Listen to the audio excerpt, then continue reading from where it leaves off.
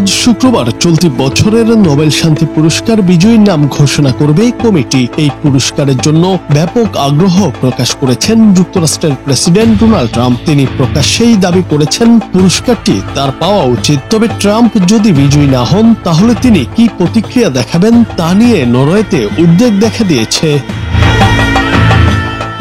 এক প্রতিবেদনে এসব তথ্য জানায় সংবাদ মাধ্যম দ্য গার্ডিয়ান।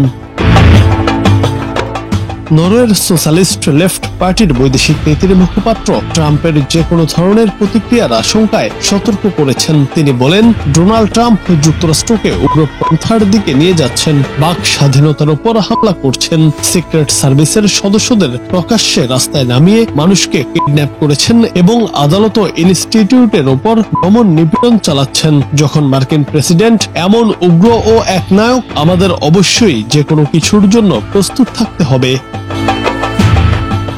তিনি আরো বলেন, নোবেল কমিটি একটি স্বাধীন সংস্থা এবং বিজয়ী নির্ধারণে নরওয়ের সরকারের সঙ্গে তাদের কোনো সম্পর্ক নেই। তবে তিনি সংশয় প্রকাশ করেন যে ট্রাম্প এই বিষয়ে জানেন কিনা।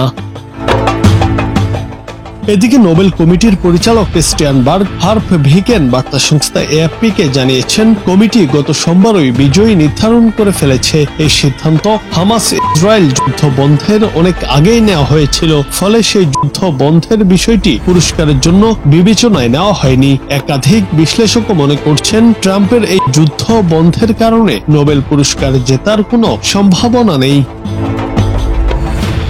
অন্যদিকে ট্রাম্প গত কয়েকদিন ধরে দাবি করছেন তিনি বিশ্বব্যাপী 60টি যুদ্ধ বন্ধ করেছেন এবং এজন্য তারই নোবেল পাওয়া উচিত, যদিও পুরোপুরিভাবে ট্রাম্পের দাবির কোনো সত্যতা নেই। জুনায়েদ আহমেদ, বাংলা টিভি।